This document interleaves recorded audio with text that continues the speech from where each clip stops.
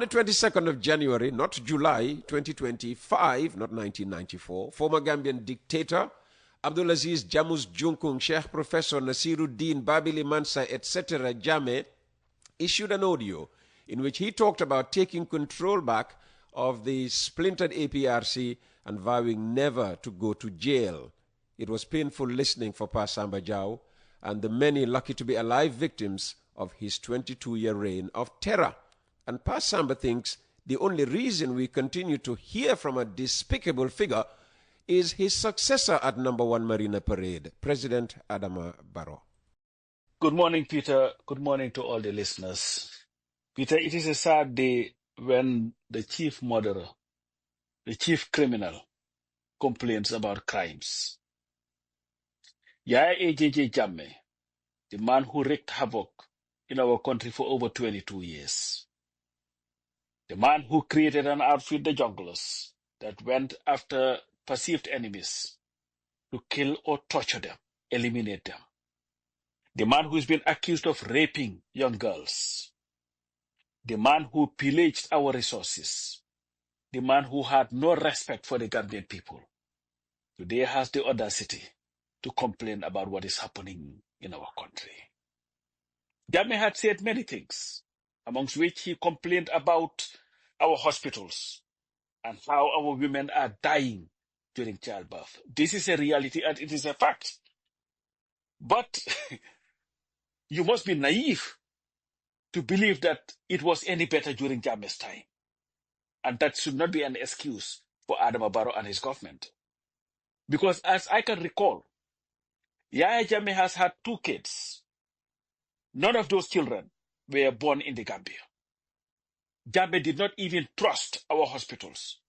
And this is why whenever Zainab was pregnant, she would be put on a chartered flight and sent to Sibley Hospital in Washington, D.C. to deliver.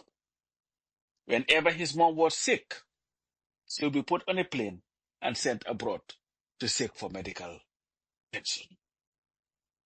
But you see, listening to Yaya Jammeh sometimes, especially given the many crimes that he has committed, I'm always saddened, not for me, but for the victims who continue to wait in vain for justice.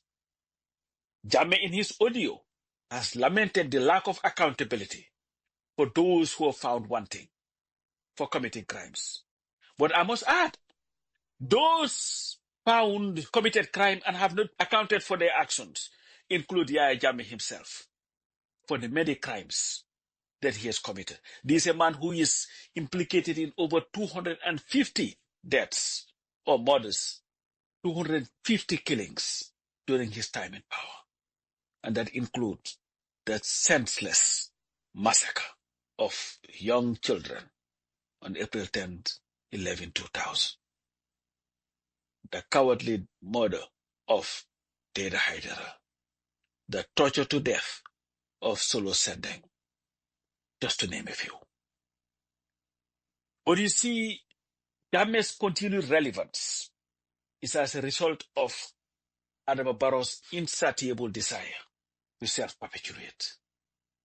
Because President Barrow's desire to stay in power for as long as possible is the reason why his government continues to drag its feet towards implementing the necessary reforms to have the Gambia that we so desire.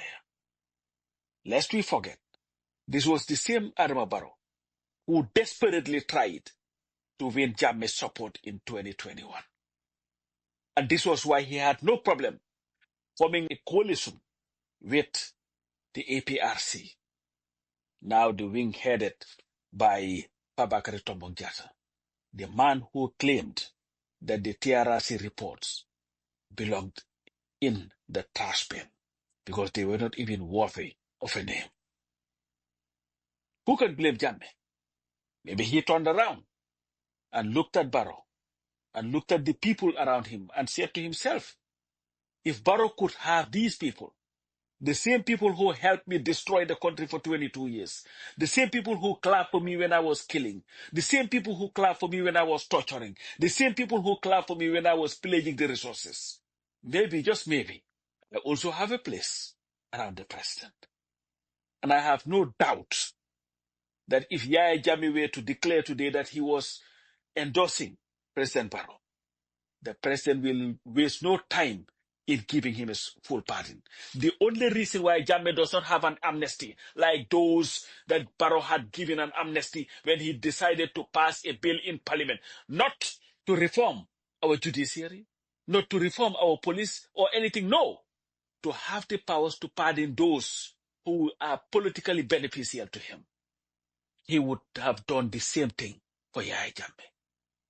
The only problem is Jammeh is not playing Barrow's game.